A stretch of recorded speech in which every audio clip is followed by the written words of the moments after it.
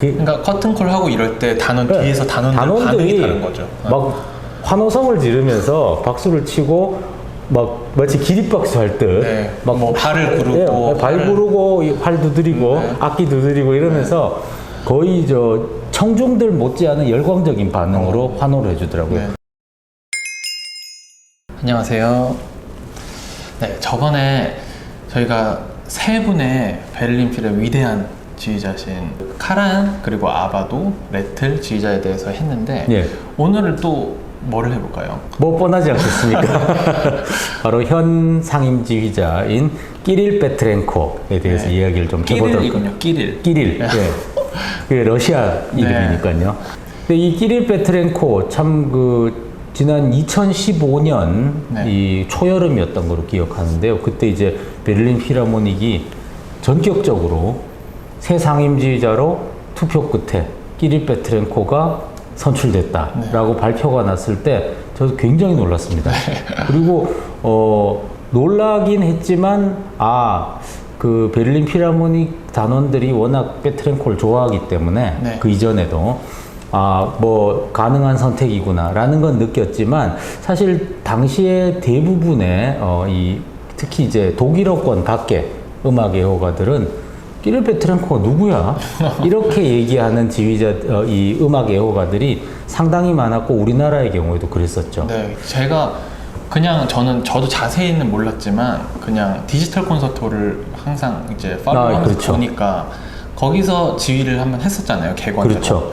그때 그냥 모르는 지휘자지만 느낀 거는 진짜 딥하고 뭔가 터트릴 때 그렇죠. 그 터트릴 때가 정말 사이먼 레틀 폭발력이 엄청나죠. 이상으로 빵 터지는 맞습니다. 그런 느낌을 받았는데 그리고 어쨌든 베를린필에서 그런 주요 레파토리는 안 했잖아요. 그렇죠. 전에. 근데 선택이 된 걸 보고 굉장히 좀 이번에도 좀 희한한 선택이다. 왜냐면 그렇죠. 너무 좋은 지휘자들이 유명한 지휘자들이 더 많았는데 참 베를린 필하모닉은 이전에도 말씀드렸지만 항상 차기 상임 지휘자를 결정할 때 청중이나 애호가들의 또는 이제 평론가들의 예상을 완전히 뒤집는 선택을 많이 했죠.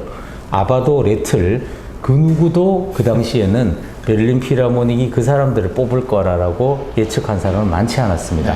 근데 이번에 페트렌코 같은 경우에도 엄청나게 파격적인 선택이다라고 할 수 있지만 그걸 또 뒤집어 보면은 상당히 또 타당한 선택이다. 베를린 필하모닉답다라는 생각이 많이 드는데요.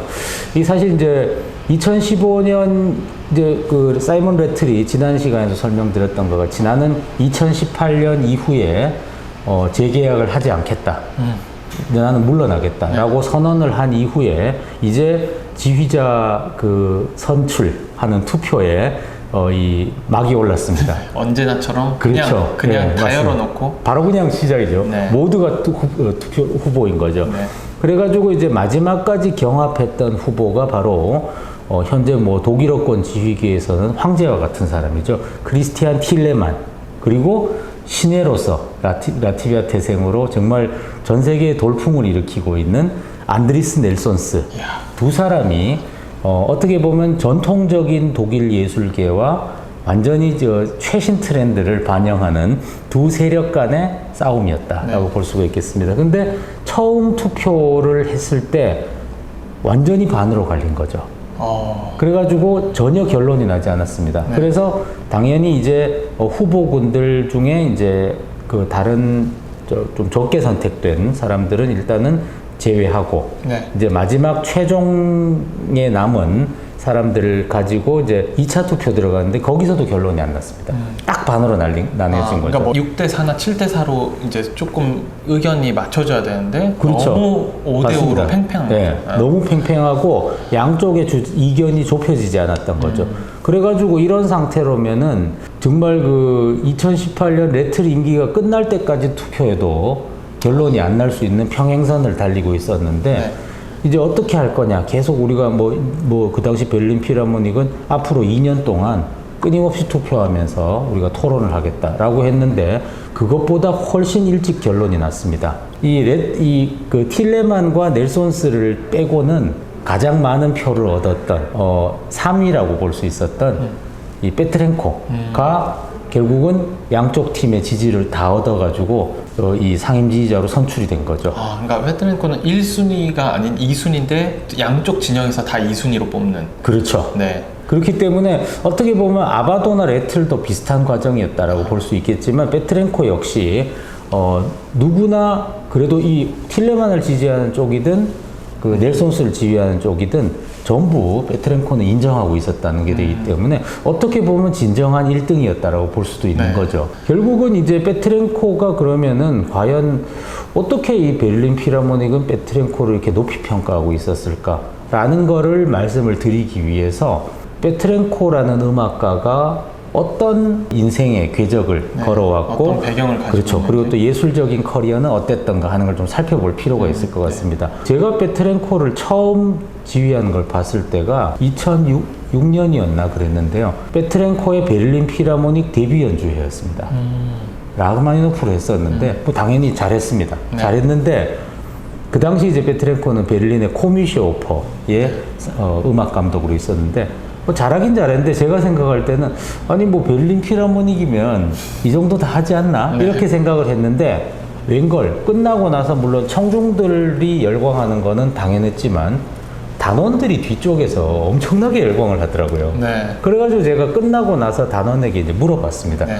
아, 물론 뭐 이 사람 잘하는 건 알겠는데 너희들이 그렇게 열광할 정도로 그게 그러니까 커튼콜 하고 이럴 때 단원 네, 뒤에서 단원들 반응이 다른 거죠. 막 환호성을 지르면서 박수를 치고 막 마치 기립박수 할 듯 네, 막 뭐 발을 구르고 발 구르고 활 두드리고 네. 악기 두드리고 이러면서 거의 청중들 못지않은 열광적인 반응으로 환호를 해주더라고요. 네. 그래서 이제 물어보니까 그렇게 잘했냐? 뭐 잘하긴 잘하는데 대부분 이렇게 하지 않냐? 이렇게 얘기하니까 아 그게 음악가 입장에서 볼 때는 저런 천재는 100년에 한 번 나올까 말까 그 하다. 정도. 예, 그렇게 얘기를 하더라고요. 물론 이제 약간 호의적인 과장이 약간 있긴 하겠지만 어쨌든 갓 데뷔한 이런 지휘자를 그렇게 찬사를 보내는 걸 보고는 참 그럼 좀 눈여겨봐야 되겠구나라고 생각했는데 그 다음번에 이 사람의 지휘를 볼 수 있는 기회가 2013년 바이로이트 페스티벌이었습니다. 거기에 또 예, 근데 이미 페트렌코는 그 당시에 뮌헨 오페라 극장, 네. 바이에른 국립 오페라 극장에 2013년부터 하반기부터 음악 감독으로 취임하기로 예정이 돼 있었는데 그러면 바이로이트 페스티벌 올 수가 없거든요. 왜냐하면은 그 바이로이트 페스티벌이 준비를 해야 되는 7월 기간에 뮌헨 오페라 페스티벌을 하죠.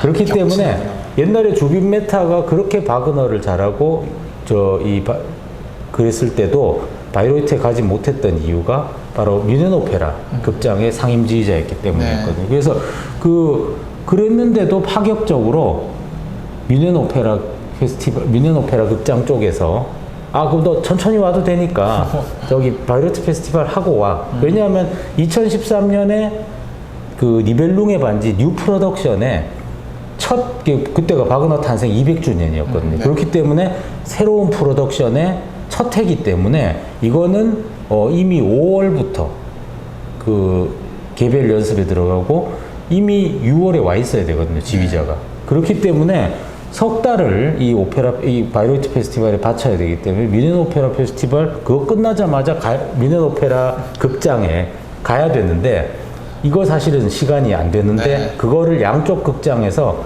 다 양해를 해준 거죠.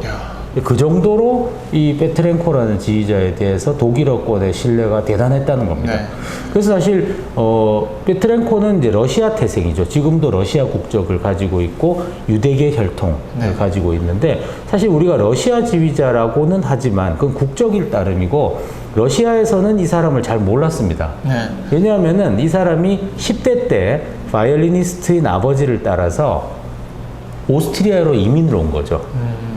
그래서 결국 이제 오스트리아에서 계속 교육을 받고 대학 교육도 빈 국립음대를 나온 데다가 그 이후의 커리어도 보면은 뭐 빈 폴크스오퍼 그리고 90년대 말에서 2000년대 초까지는 독일의 아주 유서 깊은 마이닝 앤 오케스트라 네. 이 브람스의 4번 교향곡을 초연하기도 했고 세계 아주 그 위대한 지휘자인 한스 폰 빌로가 이끌기도 했고 리하르트 슈트라우스라든지 이런 지휘자들이 거쳐간 아주 위대한 오케스트라죠. 그 마이닝엔 오케스트라의 상임 지휘자를 했고 그리고 그 다음에는 이어서 베를린의 코미쉐 오퍼 네. 아주 그 완전 유명한 데만 다 그렇죠. 했네요. 아주 알짜배기 네. 극장들만 갔습니다.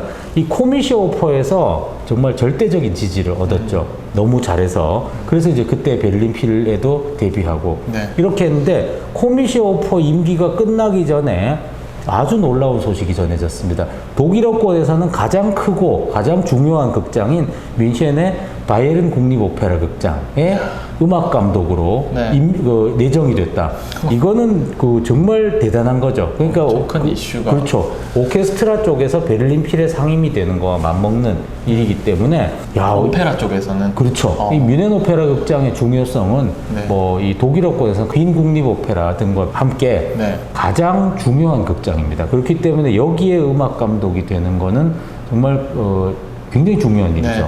그렇기 때문에 거기 뽑혔다라는 것도 상당히 놀라운 일이었는데 또 바이로이트 페스티벌에서 바그너 200주년을 맞이해서 새롭게 올리는 니벨룽의 반지를 공연한다. 이야. 제가 이제 2013년 그 공연을 봤었는데요. 다 듣고 나서는 뭐지?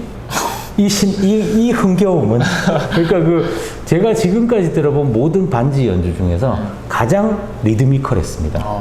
그러니까 이 리듬감을 정말로 잘 살리는 지휘자고 듣고 있다 보면은 그 중간에 왜 우리가 야 여기서는 한번 터뜨려 줬으면 아까 말씀하셨지만 이 부분에서는 어김없이 속이 시원하게 네. 통쾌하게 청중들의 어떤 가려운 곳을 긁어주는 굉장히 그 거장의 풍모로 보이면서 스케일을 거대하게 가져간다든지 이런 스타일은 절대 아닙니다. 네. 그냥 흐름에 맡기면서 굉장히 리듬이 좋고 네. 그 중간중간에 한 번씩 빵 때려주는 네. 이런 그 해석이기 때문에 그 당시에 청중들이 상당히 열광했었습니다. 그 바이로이트 페스티벌, 독일어권의 극장들이 다 그렇지만 바이로이트 페스티벌도 그 잘 울리는 나무 바닥을 네. 발을 막 굴려서 막 열광하면서 이렇게 여기까지만 들어도 사실 그냥 베를린필이 된 게 아니네요. 그렇죠. 그 과정들이 뭐 이미 상당한데요. 그렇죠. 그러니까 저도 뭐 많이는 아니지만 이 몇 가지 이 중요한 그 페트렌코의 공연들을 경험하면서 그때 이제 페트렌코가 베를린 필하모닉에 상임이 됐다고 했을 때 파격적이지만 충분히 가능하다라고 이렇게 생각했고 베를린 필이 이제 페트렌코를 새 상임으로 선출했다라고 발표하는 자리에서 아주 인상적인 그 단원 대표의 말이 있었는데요. 우리가 페트렌코하고 처음 같이 이렇게 연주를 했을 때 우리들의 그 다음 질문은 이 사람을 다음에 또 부를 거냐 라는 질문이 아니었다. 모두 이구동성으로 이 사람 언제 또 다시 부를래? 이게 질문이었다라고 하는 것이 페트렌코라는 사람의 지휘자에 대한 이 음악가들의 신뢰가 어떤 것인가라는 걸 참 잘 보여주는 사례라고 할 수 있겠습니다. 네.